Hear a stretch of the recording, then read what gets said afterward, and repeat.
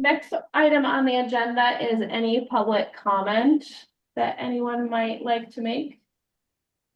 Is there anyone who would like to make a public comment?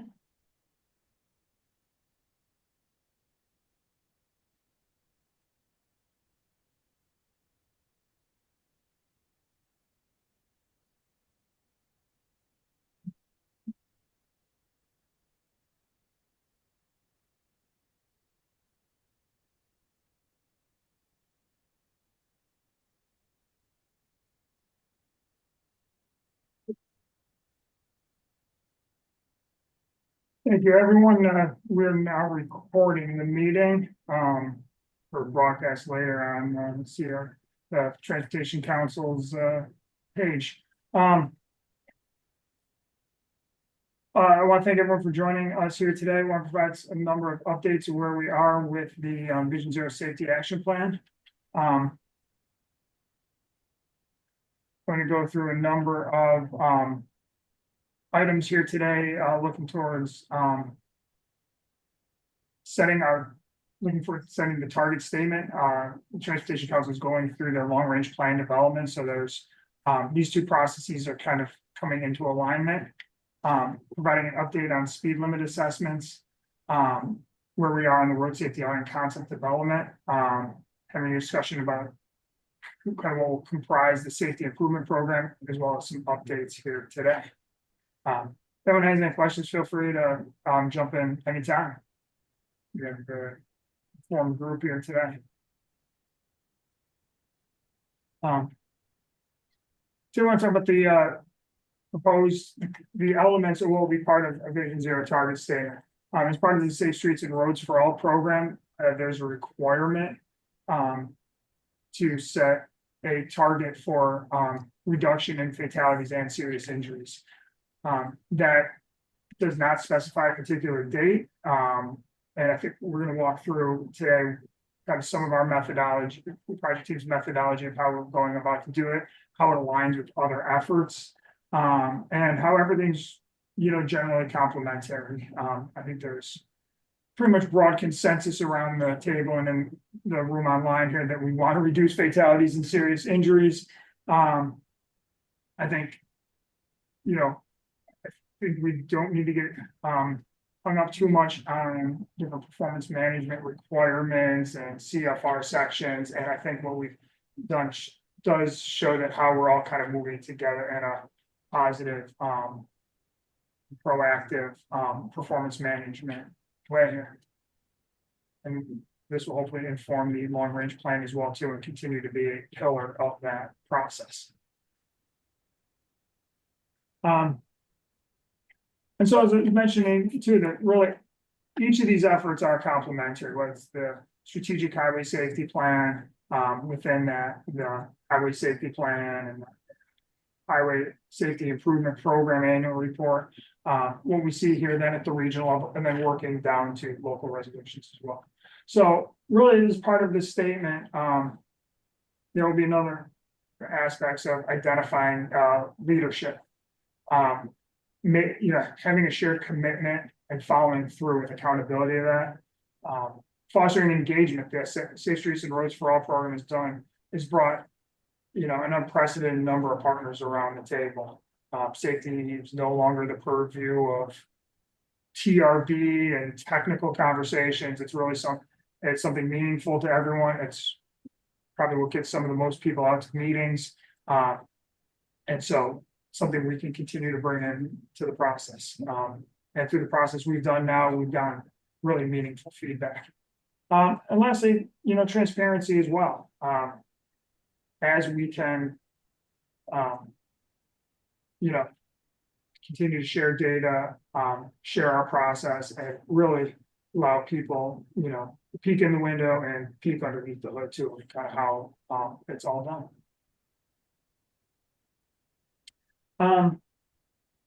So really just some quick bullets of, you identify within some of these key principles of what some of this means. So to identify leadership, really through the overall adoption of the plan will be the policy board of the Transportation Council adopting this and adopting the plan. Continuing to work with ROSAC, sort of within that, not indented, but really just continuing to help and guide some of the implementation. Everyone here is either working on projects, working on studies, advancing programs. So making sure that that this group becomes, safe, that the safety, part of the S and Rose Act, still stays centered. Through the commitment and accountability. Today, we're going to talk a lot about the target and kind of how we'd like to get there. Then second, lastly, some of the implementation report and some of the additional performance metrics of what we'd like to do. With that, foster engagement through the Transportation Council's advisory committees, recognizing them, making safety, filtering safety through the different topic areas about active transportation, through even to health and human services. And lastly, transparency too. We're developing a data dashboard as part of the project. And if there's additional allowing people those tools and building that literacy around safety performance management.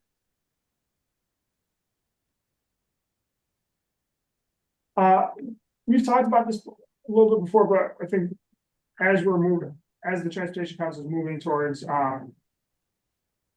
developing their long-range transportation plan, and this plan moves towards further development, we wanted to take some time today to try to pin down this target of really two key targets of eliminating fatalities by 2050 and reducing serious injuries by 50% by 2050.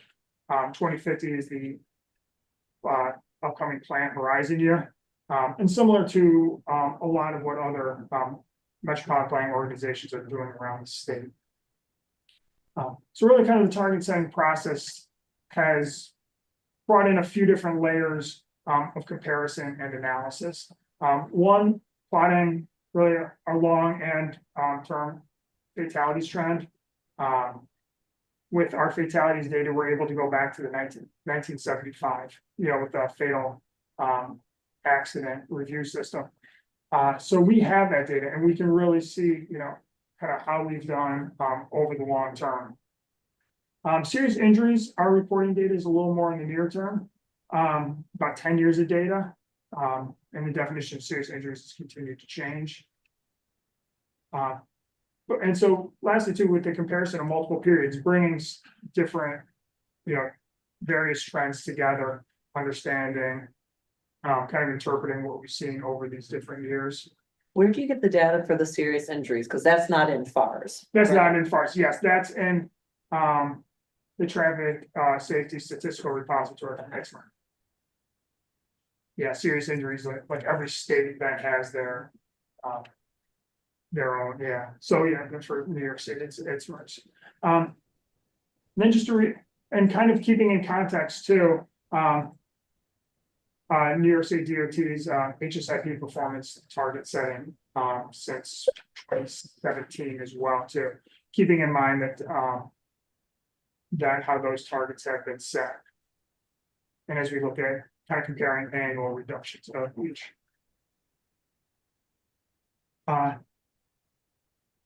So this table here shows a rolling 5-year average of fatalities. Going back from 1975 to 1979 through 2021.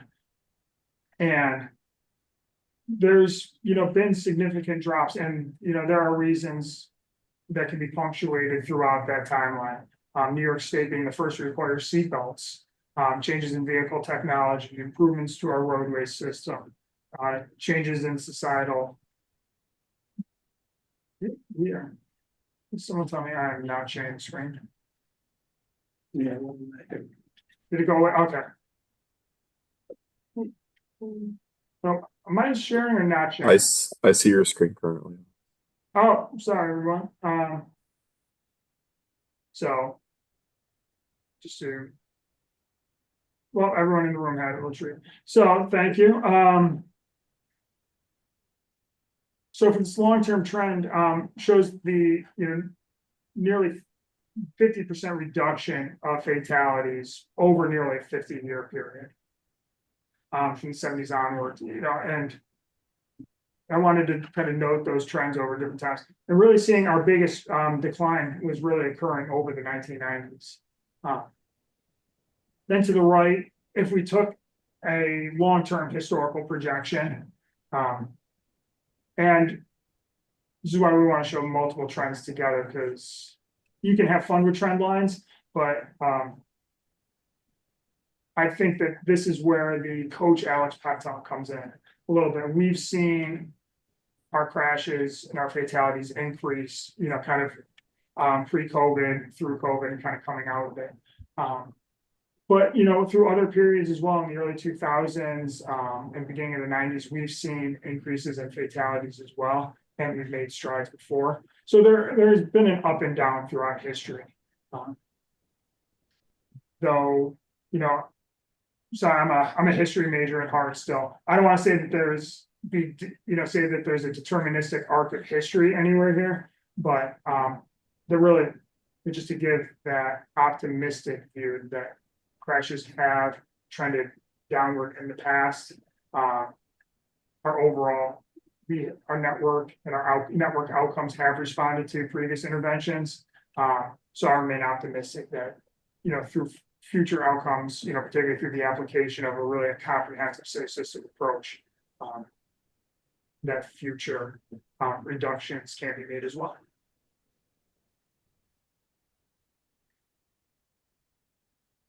So really to the right here, wanted to kind of highlight, because I think what brings we show this graphically through the trend line, but then as we kind of begin to compare some of the target setting that we've been doing at an annual process every winter, late fall, early winter, going to the Transportation Council Board, setting, supporting statewide targets each year.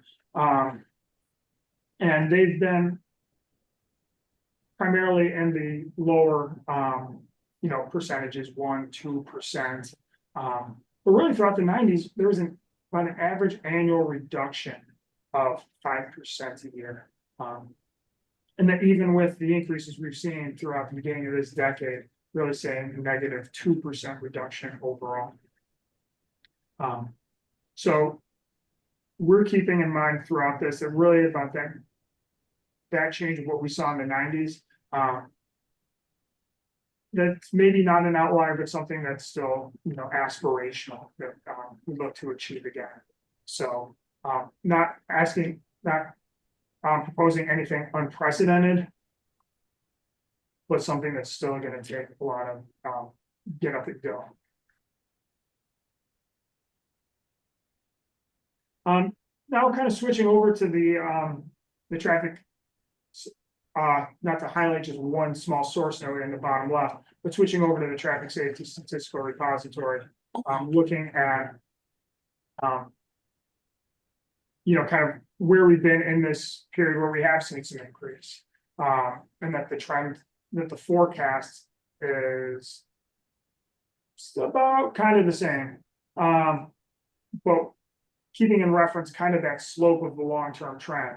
What could we do to that this is, what we're seeing now, if we took a look at the near term, isn't as is a bit of a deviation from where we think we could be in the long, taking a longer view of history. So if we begin to take a look at creating a policy-based goal, setting something aspirational of having 0 crashes by 2050, kind of how does that compare straight line to straight line? So that would be an even slower pace than what the long-term trend would be. And then lastly, so kind of how does this align? Really looking at the, kind of the near term, versus different than a 5% compounded growth each year. I know we're talking about whole people, so, but just kind of for comparison, that there is that, that maybe in the midterm, would reevaluate the measure, but that overall, there's that 0 by 2050 is pretty feasible. Them setting that target, and committing to about that 5% annual reduction each year can, get us through, make that steady progress over the next decade. Just want to pause right now, see if anyone has any questions.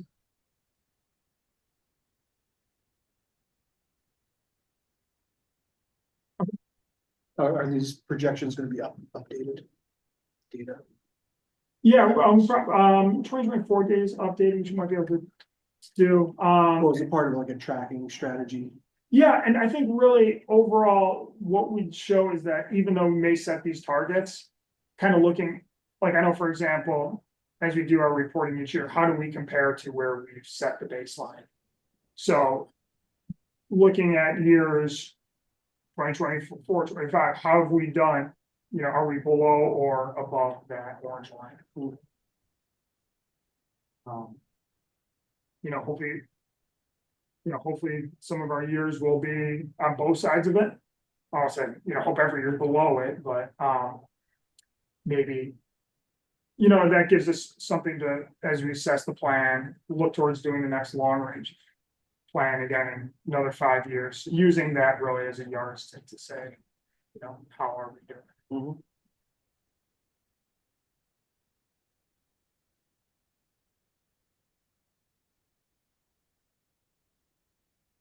Similarly, looking at serious injuries as well. I mean, as part of the safety action plan, looking at both fatalities and serious injuries are two types of levels of crashes that have significant impacts, and then hopefully that through reducing crashes that result in fatalities, lowering that severity so that they just become serious injuries, and then serious injuries become minor injuries and further down. Serious injuries have been kind of, the definition's been a bit of a moving target over time, data wise, but the numbers have been generally kind of flat and peaked up over this period as well. So there's not a long-term trend for serious injuries since we have a different data set. But you know, the thought would be to reduce these by 2050, knowing that we won't ever reduce all crashes. We're looking at doing reducing the severity of those crashes that result in fatalities. And it's still a pretty substantial change in the slope. This is about a 2.5% annual increase, so kind of pretty aspirational with some of the larger NISDOT targets that we've had. I don't think we've ever exceeded more than a 2% annual target a year, so this would be making sure that we kind of stay in line with that, and then, you know, having that focus on fatalities as well.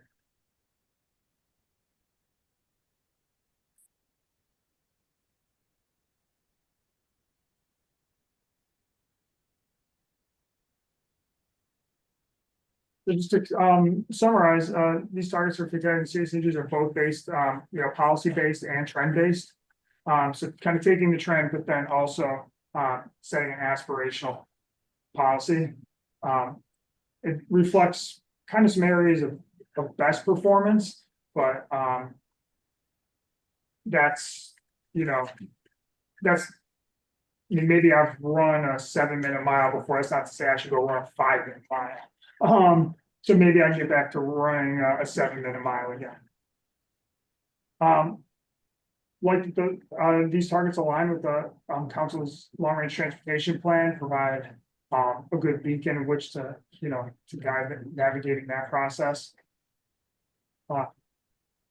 These targets are complementary to those that NISDOT does each year. There's not anything in terms of regulation I think would change, or the highway safety plan, and but rather kind of guide these efforts because they are the near-term targets can be done, but still in support of those plans and efforts as well through the strategic highway safety planning. And you know, we certainly do and hope that more than just can and should targets be revisited in future safety action plans.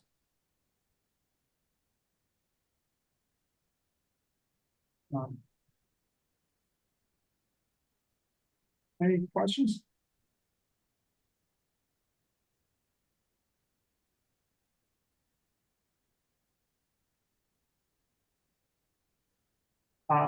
So with the, I was saying, so with the, Transportation Council's, policy statement, we are also producing a local policy, resolution template. So that. Then, so that, communities, which we've gotten great feedback so far, can, hearken to the regional goal and that aligns with the state goal. And to, initiate their, support of the plan, make their commitment, and sort of establish their own leadership commitment as well. For their own communities. We got some great feedback from our community advisory committee this week too. There was interest from, private sector folks, other, institutions about supporting that as well. So we're gonna tweak that, resolution so that, hopefully we see supporting resolutions coming in from public and private partners as well. Associations, et cetera.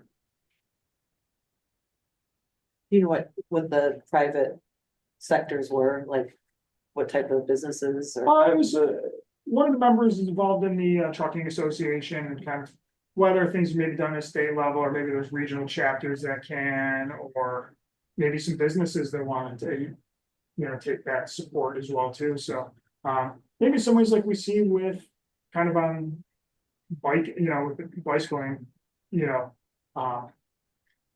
groups kind of looking towards that. It'd be great to see other, organizations want to take that step as well.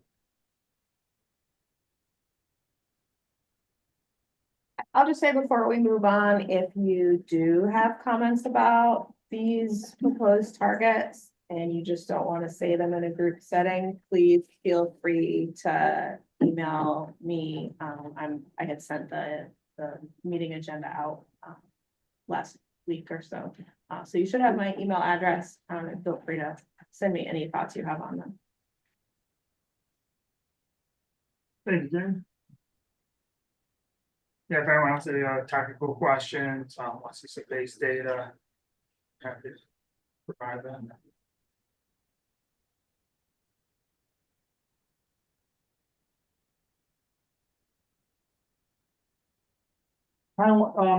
Jumping to another part, I think a complementary part of the agenda we're talking about too is that, so when the questions come up, how are we tracking this each year? Developing an implementation annual report.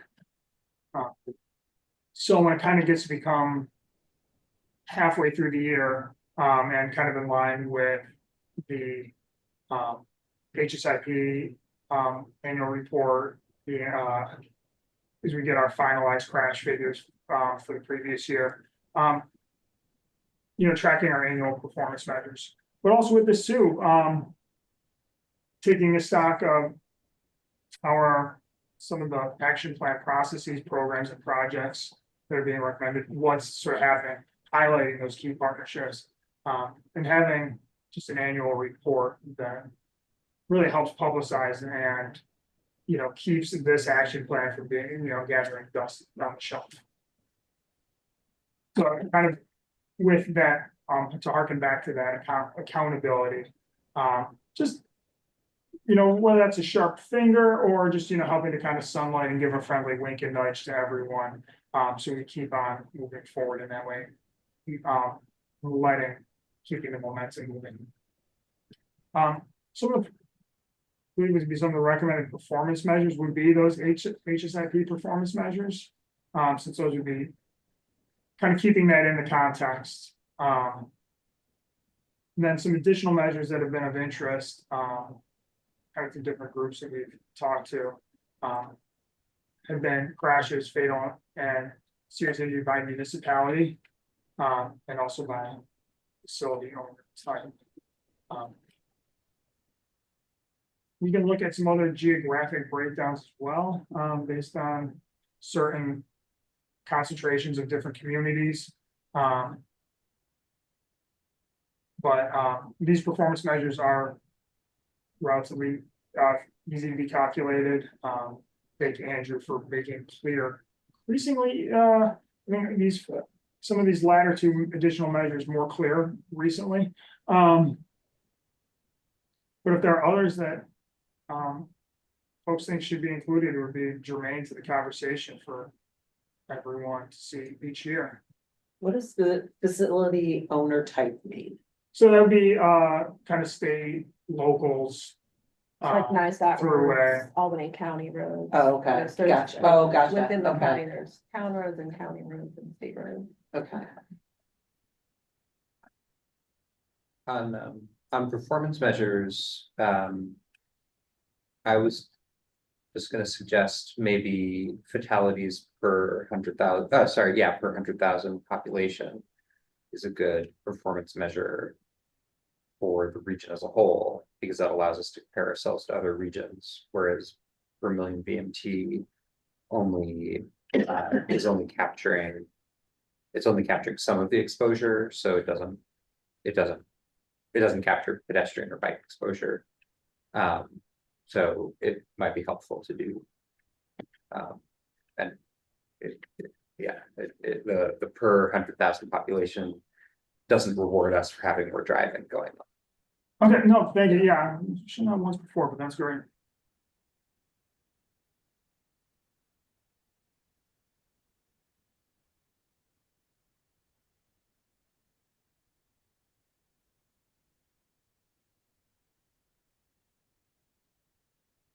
Any other, highlight real measures that folks have seen, or at least presented, please. Let us know, I think, so kind of the intent of this is to.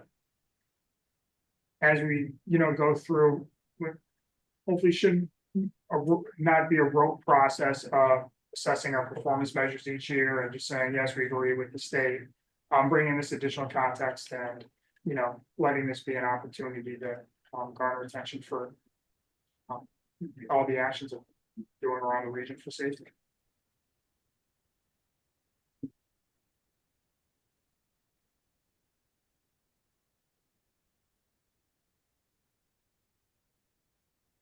Sure, with Matthew here, kind of some of the status of what we're doing, our speed limit assessments, some of the findings out of Schenectady, and some of the next steps of where we're going. Sure, so some exciting news, which is that the first of the speed limit assessments that we did, or investigations that we did for 25-mile-per-hour area-wide speed limits. The first of those investigations was for Schenectady, for the city of Schenectady, which is lowering its speed limits citywide to 25 miles per hour after this investigation and following those recommendations.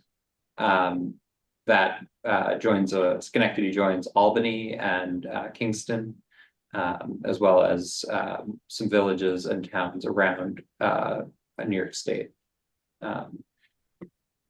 And we're studying 4 other cities in the region: Saratoga Springs, Troy, Green Island, and Watervliet. Green Island and Saratoga Springs are in full draft, and Troy and Watervliet are under development. So we're making significant progress on this topic and hope to see more action. Cities. Just a bit of a highlight for folks kind of looking at the specific corridor work that we've been doing too in each of these 5 communities. So a relatively focused number of group 2 corridors. Right, so within each, and I know this committee's heard a lot about speed limits, but within each city, the streets that are classified as local are in group 1, and then in group 2, we investigate a handful of streets to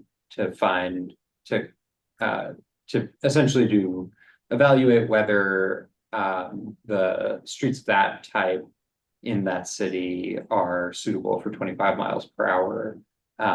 And so this is just a list of really only some of the locations that we investigated.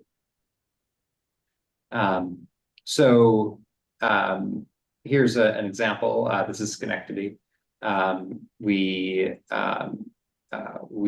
analyzed a number of arterial and collector streets, and within those, there were a few that weren't ideal for a 25-mile-per-hour limit. So, for example, in the lower right corner, you see State Street. There's a part of State Street that was 30 miles per hour and is now going to be 25 miles per hour. The yellow highlighted part of State Street was 35 and is now going to be 30.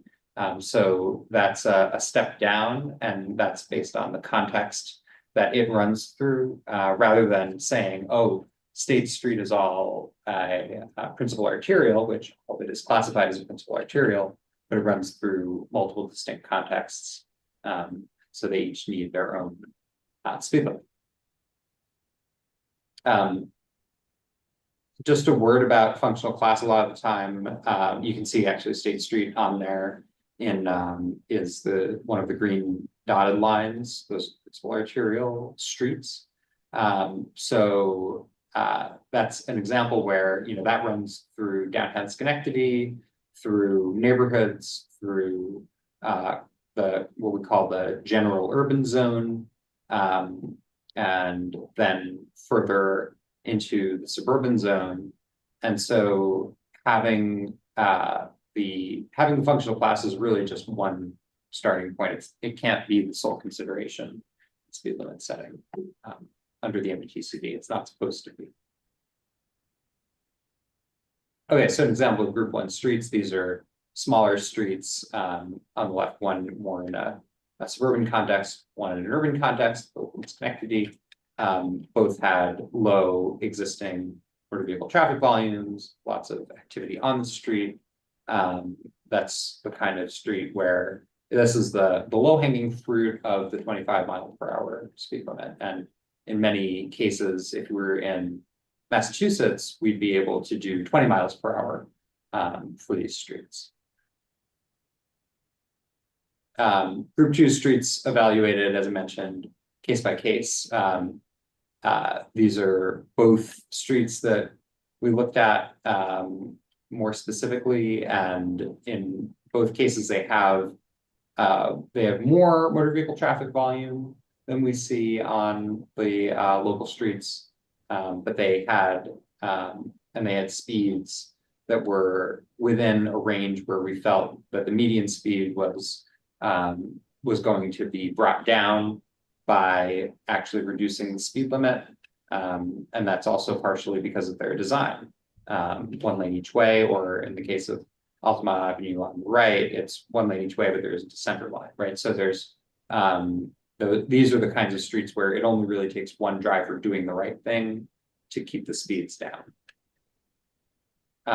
There were some cases, this is an example in Schenectady, this is a case where we recommended retaining the 30-mile-per-hour speed limit. And that's in part because it has really complete separation of people walking and biking.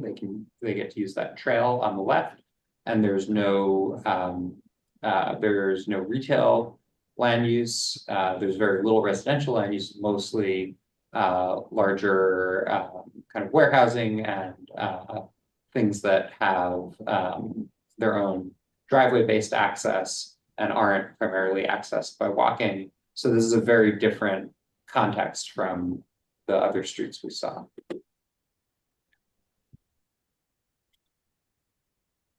And I'll harp on State Street a little more, but in downtown, great, a 25-mile-per-hour speed limit. I think it's very intuitive to see why this would be appropriate in downtown. And again, in Massachusetts, we'd be able to go to 20 in a case like this. Further into the general urban zone, out of the urban core downtown, it's a major transit route. It carries CDTA's busiest bus line, the 905, and people have to access that, including at unsignalized crossings. So that's another place where 25-mile-per-hour limit comes in handy. And again, it's 1 lane each way. So there is a speed limiting effect by reducing the speed limit. Individual drivers get to get to really control the speeds. And as it goes further out, it's still 1 lane each way, but more of the crossings are at signalized intersections. And it had an existing 35 mph speed limit. We're stepping it down, we're recommending stepping it down to 30 mph. And Erie Boulevard's an example where it's multi-lane. Part of it had median speeds that were higher than 30, part of it had median speeds that were closer to 30. And so we had distinct recommendations, largely based on the context of this part is median divided. And it was seen as it's a more appropriate place for the 30 mph speed limit. And if you go to the next slide, it's then as it goes through downtown Schenectady, Erie Boulevard is not divided, it's signalized, there are a lot of signals close together. This is an ideal place for a 25 mph speed limit. So just to talk about some of the steps in implementation, this is a bit generic, but in general, if you've got a city that's primarily 30 mph now, or a village that's primarily 30 mph now, you need to post the new speed limit on major streets, and ideally in places where you've got heavy turns off of streets that will have a higher speed limit, that will retain a higher speed limit. So that coming from a 30 mph street, you get the sign, okay, it's 25 now. And then replacement of any of the existing signs in the interior of the city.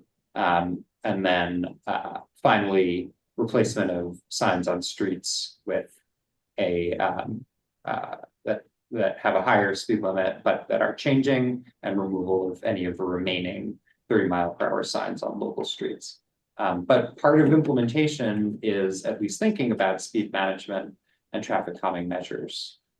Because the goal here, we know that speed limits, we know that changing speed limits changes speeds. I've talked about that a million times to this group, but we know that that's not enough on all streets.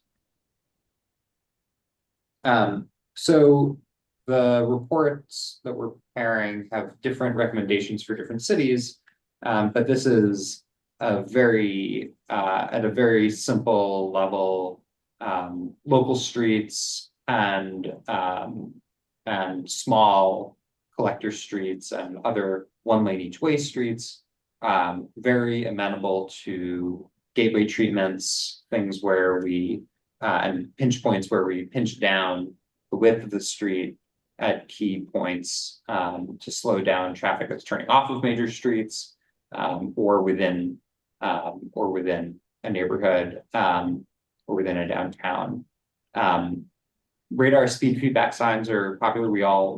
I think most of the cities in the region have used them, and they have a lot of utility, especially during the initial phase of 25 mph implementation.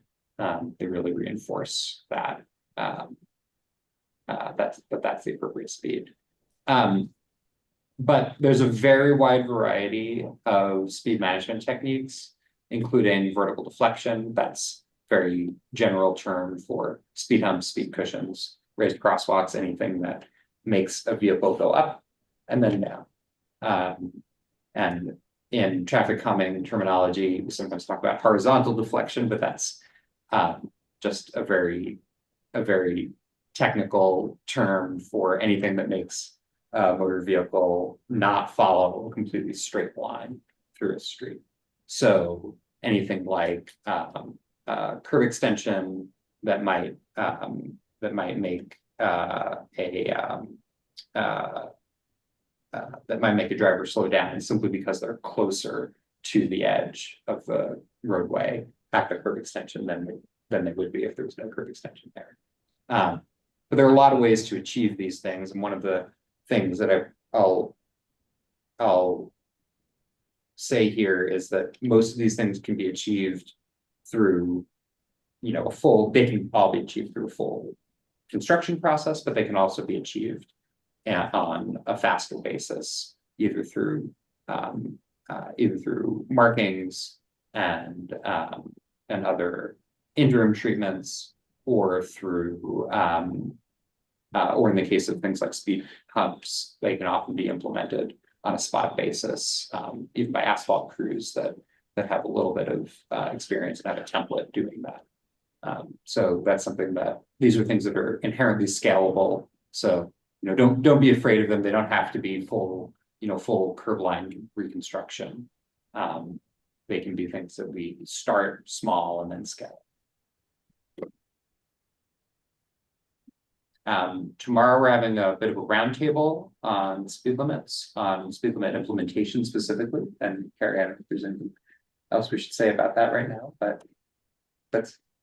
It's just good to see, with all the different efforts happening around the region that, starting to get into some, nuts and bolts of kind of how we're rolling it out, how we're doing it, making sure that kind of approaches are, similar across the region. Yeah, basically, it's for municipalities that already know that they're gonna change their speed limits to talk to and those that already did to talk to each other about the details of sign purchasing and sign work.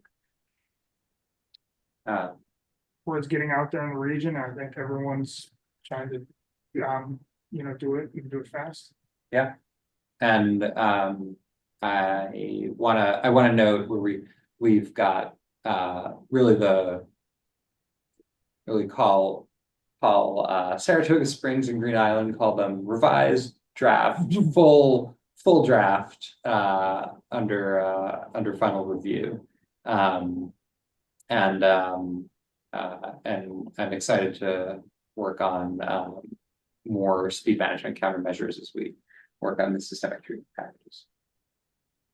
Yeah, we want to make sure that those are fairly plug and play options for everyone, in the plan. But yeah, questions?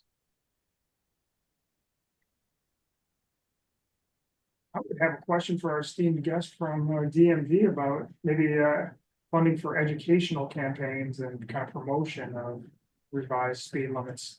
I don't know if there's an answer now or if that's just something we'll talk about offline. Yeah, I didn't see my public info campaigns. Yeah, I know. Well, That is in the report. I know, kind of looking at the eligibility and applicability of that with GTSC funding. We can talk offline. Okay. Kind of how these folks might, either individual jurisdictions or others might work together and kind of get the word out. We've seen a lot of good examples of messages, multimedia campaigns, material that can be on billboards, on, everything from YouTube videos to, I'm not kidding, bathroom stall ads have been successful in some places across the country. Well, it's good to mix it up, I is. mean. Yeah, I do know that we're gonna be putting our call letter out for new grantee, new grants coming up, that should be coming out around the first week of March. So, these ideas certainly are things to be considered and, GTSC is very much wanting to get out there and get these messages out. I mean, certainly we have the same desire that everyone in this room and on this call has, that to get to zero would be fantastic. Because I don't like the way our numbers have been going. And anything we can do to get it to go the other way is great. Thanks. Any other questions? If not, No, Right. I guess we could talk a bit about where we are off front overview, where we're at our corridor concepts, and we talk to folks in the region. Street safety investigations, Matthew, your team's been moving ahead on those, and we'll be moving into some more site visits with the city of Albany coming up. that's right. As the weather warms and the snow melts, we'll be doing the second half of our on-site investigations. We've done crash analysis for all of the sites. Been then kind of within those, 6 locations, our road safety audits, we've completed our site visits, we're drafting our, reports, including the street safety investigations, extra capitalized S, and provide those for comments.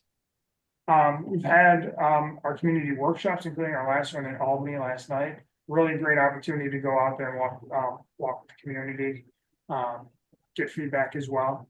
And we're gonna roll all of these 3 kind of component pieces into the corridor concept plans, by those. We're looking to have some time to talk with our, facility owners, making sure that everyone likes those ideas. Then take those back out again, through maybe some virtual meetings for our public engagement, or depending on, our other cycles of going out to those areas as well. All these activities, et cetera. Just talk a little about some of the key findings I think we've been having through some of the process here. Is, this has been a hotspot type process, looking at, again, identifying the sites through our network screening of looking at places overrepresented.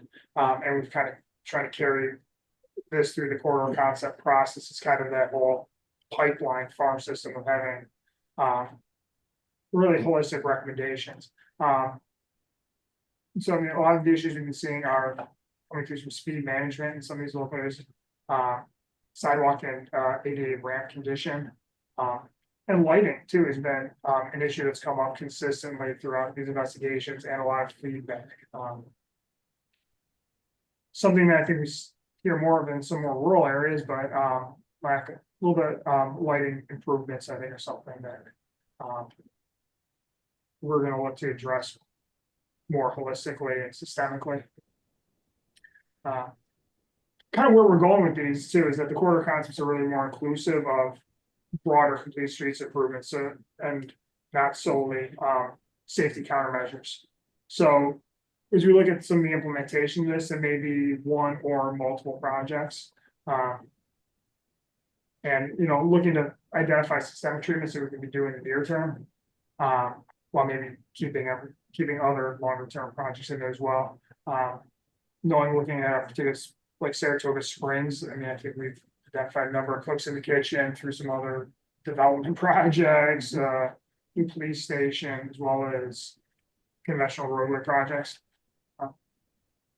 And even though we call this corridor concepts, 3 of our areas have been, kind of district level plans. And we think that's been really effective in helping us identify, look at, rather than just looking at one corridor and trying to Swiss Army knife every possible user need and solution in there. I think we've been able to look at creating some alternative routes, looking at picking, not picking winners, but kind of assessing, really roles throughout the network. Yeah, and I'd add that one of the key things here is that the corridors are primarily in areas where there were pedestrian serious injuries or fatalities, or bicycle serious injuries, and as well as motor vehicle occupant injuries and fatalities. And when we're talking about people walking and biking, we have to at least examine whether there is network for them. So that's one of the things that the safety involves good access, which involves a good network. So creating a safe place on these streets is a broader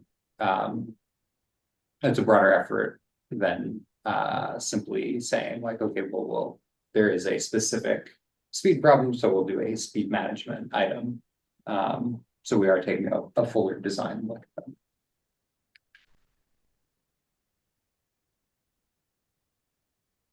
We're looking forward to having these be, featured items in the plan, and then looking at some of, maybe a core of our safety improvement program.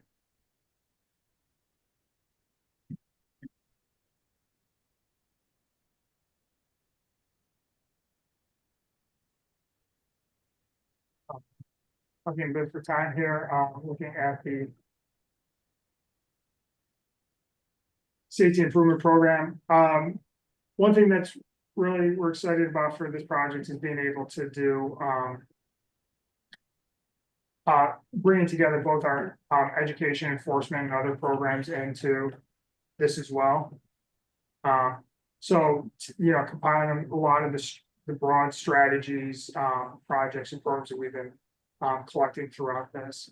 One thing we want to talk about today, and kind of having this funding be agnostic, well, not agnostic, but really looking at, having it multiple fund streams and, you know, hopefully being able to cross pollinate, different opportunities as well too.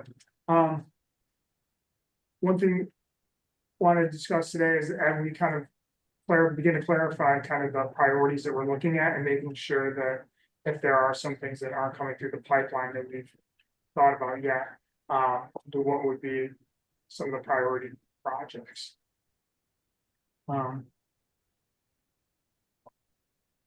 So we'd really be looking at, creating, really kind of a bench. You know, really a good, not a bench, yeah, a bench of really kind of for maybe some of the next 5 years of, just within this aspect of the whole greater amount of safety programs, looking at, these capital projects. So kind of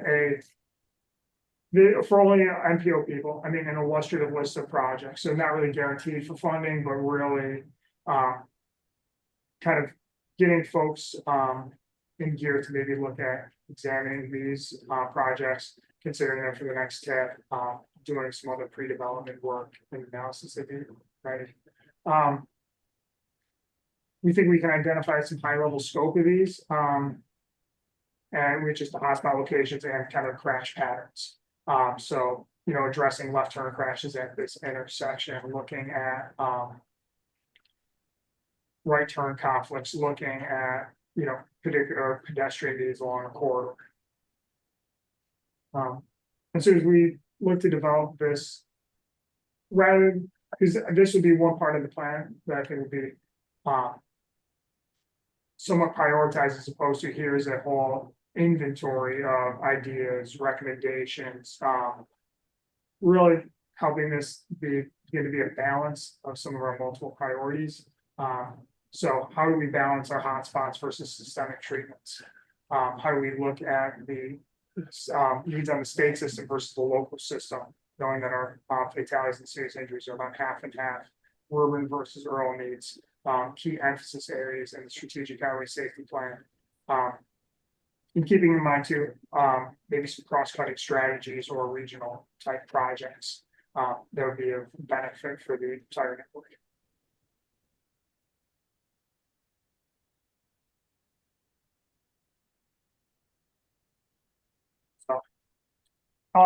Not a, this diagram on the right is not intended to be a first scale slice of the pie. But as we're moving forward and trying to really assess, kind of come up with the terminology, something, a nomenclature which everyone's aware of and okay with, really beginning to kind of use some of these core buckets for priorities. As we're looking at, you know, so what do we do to kind of take some of these street safety investigation sites, some of the corridor concepts, projects that may not be part of the next upcoming TIF. We'd like to identify about 10 of those at the local level. Looking at some of the, then also for systemic treatment packages, kind of identifying some of our priority focus facilities as well there too.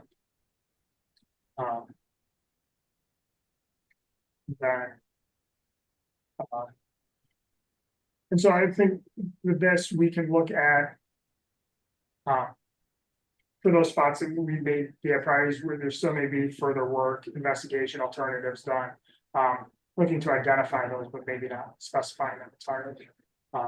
And lastly too, like systemic treatments at 40 miles of areas of roadway functions and so forth.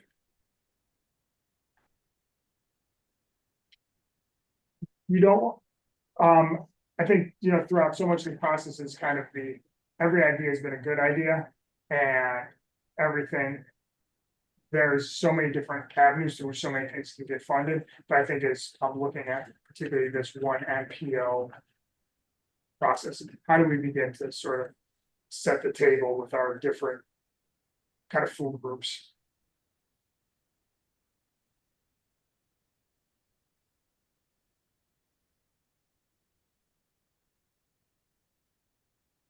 Just wanted to see if folks think that this is inclusive of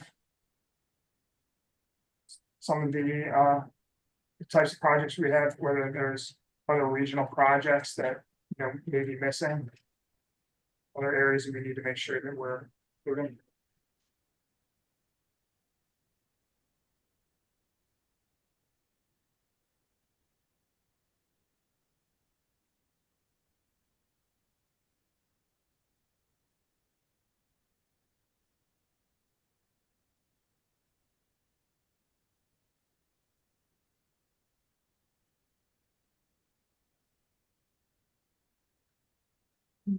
In one of your previous presentations, you noted how many of the crashes are caused by young people. Yeah, Were there, and this is primarily design recommendations, but I just want to bring up again, driver's ed. yeah, within this subset, yeah. So really for our education programs, really recognizing going through the analysis of GTSC's annual grant agreement with AGA. So we're looking at identifying where some of the gaps are, and definitely driver's education's been missing.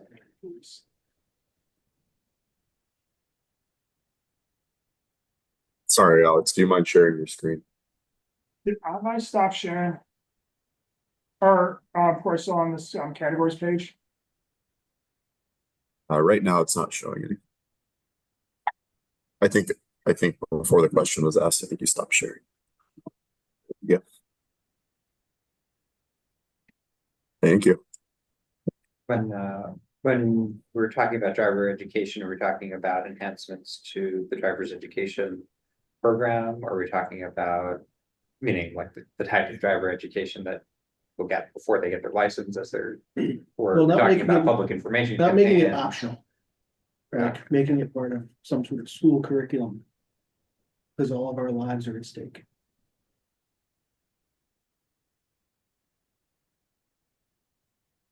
If I could just jump in real quick with something that DOH is doing right now to address that concern.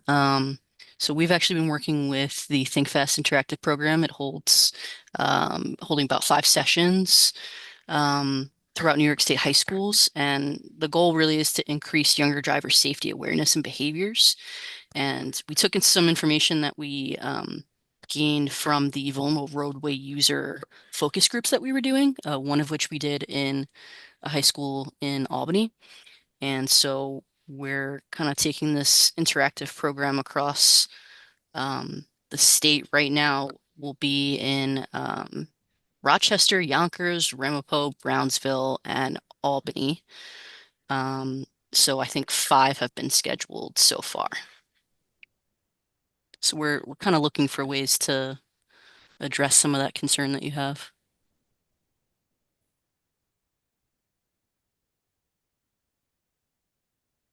Does it cost anything to the schools?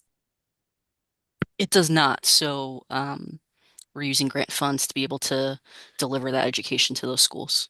Fantastic.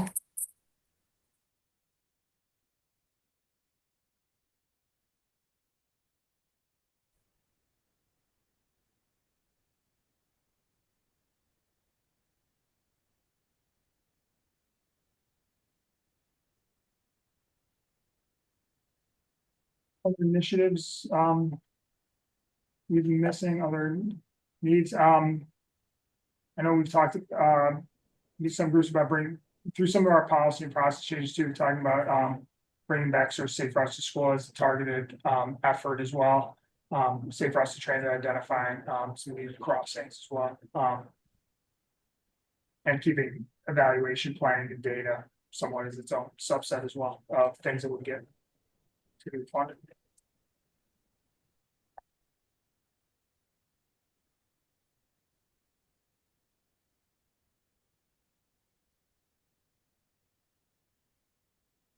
I think for the, next time we meet with this group, we're putting into, working with, CRTC staff and some of our administrative committee will look to, narrow down some of these preliminary lists. To do with the street safety investigations, our corridor concepts, looking at what's getting to fill some of that bench, and prioritizing. Where we've had some of our systemic treatment packages, some of those best options.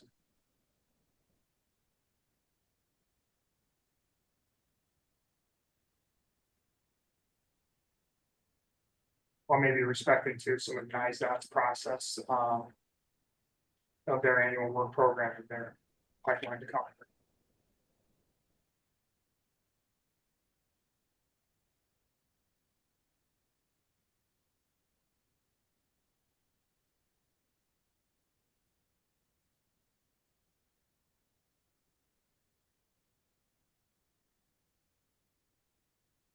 Want to note that some of the past performance of the TIP projects, will look to present that at another time. We, just wanted to make sure we validate some more data.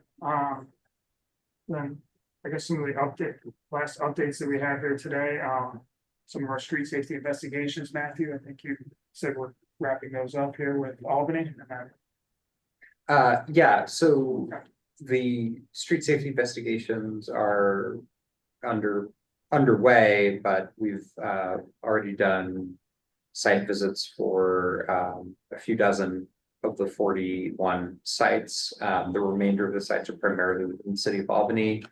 And we'll be getting to those soon, and then it will be we'll be reaching out to the street owners, maintainers, you all cities, when we have draft investigations, which will most likely be short and to the point about these sites. And again, Alex kind of noted some of the very common things that we saw in the field, but you should definitely expect discussion of sidewalk condition and discussion of illumination and discussion of speed management and discussion of accessibility. Those are some of the things that we both saw and focused on in our field investigations. nice, and should be able to distribute to this group, after some review with, very, process recommendations. We've looked in through a number of areas of tuning, finding interventions within the roadway safety management process. Street development, post-crash care, funding, working with local codes. We got a lot of good feedback from the community advisory committee this week, so we will be looking to ramp that up. And we will be discussing coming out for next round of community engagement in round 2, highlighting the feedback that we've received throughout the process and how that's shaping some of our initial recommendations. And trying to make sure that we're still keeping our eyes on the prize for key themes and issues that we've heard.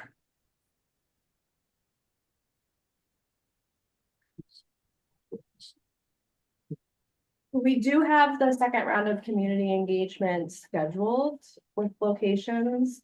So I will email that out to everyone after the meeting or with the meeting notes. Make sure we have that finalized. So I think we're good, and we're working on press releases and materials. March, though. March, yes. Stay tuned very soon.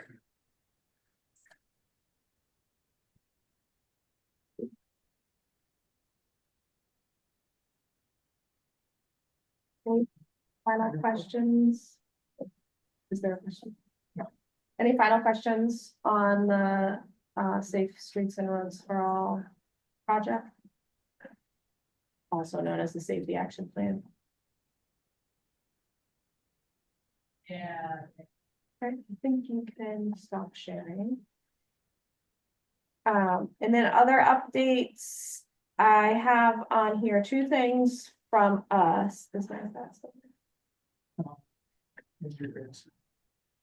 So we can give our updates, Andrew, Sattinger, if you do have any updates you wanted to provide on this, the roadway departure plans or anything else, we can come back to you after in motion. Andrew Tracy, do you have an update on the draft transportation improvement program release? Yes, we have been hard at work the last few months preparing an update to our capital program. The list of all of the transportation projects receiving at least partial federal funding in the capital region. We're putting the finishing touches on it now. We presented the program to Planning Committee in January and got recommendation to bring it to the Policy Board meeting next Thursday on March 6th. So once approved by the Policy Board, the draft 2025 to 2030 capital program will be released for public review. So keep an eye on our website, probably the day after, maybe March 7th is when we'll start putting all those materials up on the website. Take a look, and if you have any questions or comments about any of it, there'll be information on the website about how to submit a comment or ask a question. We will also be hosting we'll be hosting two events, a virtual tip meeting and then an in-person open house. Both of those will be held in March. All of the information about those events will be put on the website as well. So that's the latest on the tip update. Thank you. And then for the in motion metropolitan transportation plan, which if you worked with us in the past, we used to call New Visions. There's a link to the project website on the agenda. And we are still working on that and still in progress with the draft plan expected to be released for public review in June of this year. And with that, Andrew Sattinger, was there any updates that you wanted to give? Hi, can you hear me? Yes. Okay. I think I was talking before and I realized I was not actually connected in the introductions earlier. No, we're still waiting for an announcement on the roadway departure plan. That's all I can say about that. The plan is still out there, so I mean, people can be planning. You know, everything that's eventually going to be included is all incorporated in that original plan. So I'm trying not to say anything but still say something, if you know what I mean. Yeah, I mean, we really need these projects to come in, and I know it's all waiting on us to announce the plan. So don't put those projects away, is what I'm saying. They will have a home here shortly, I believe. And the local road safety plans. Remember that those are part of the that roadway departure plan as well. So I know a lot of MPOs have already done their SS4A grants, but I don't know if those were the implementation grants or not. So I mean, you could also think of some of this HSIP as that implementation side of it, you know. So if you've already got the plan, now you can implement some of that. Or if you want to update the plan, that can probably be included as well. And I know we've been trying to find some time to get some training on CLEAR for everybody. And I think I'm still waiting on some dates from possibly Mike Perry.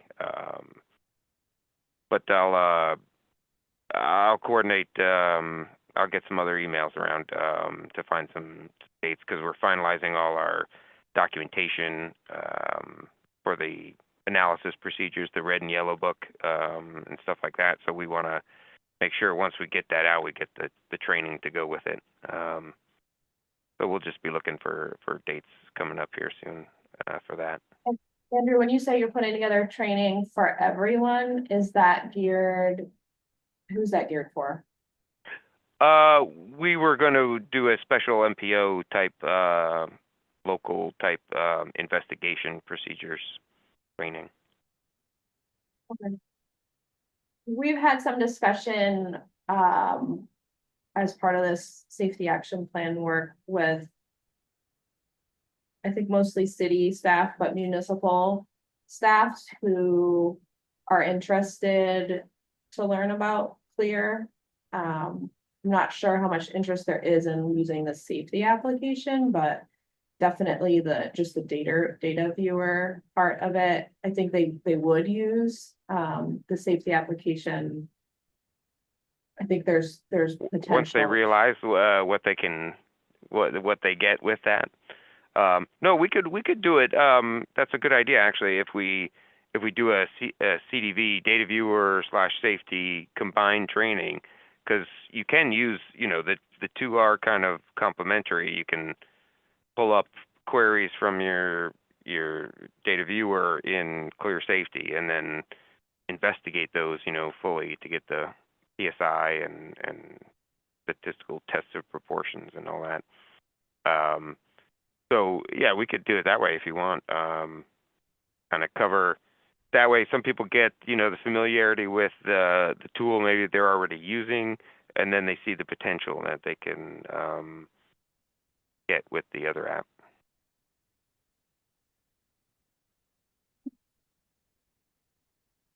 And so yeah, we'll reach out and try and find some times with you guys.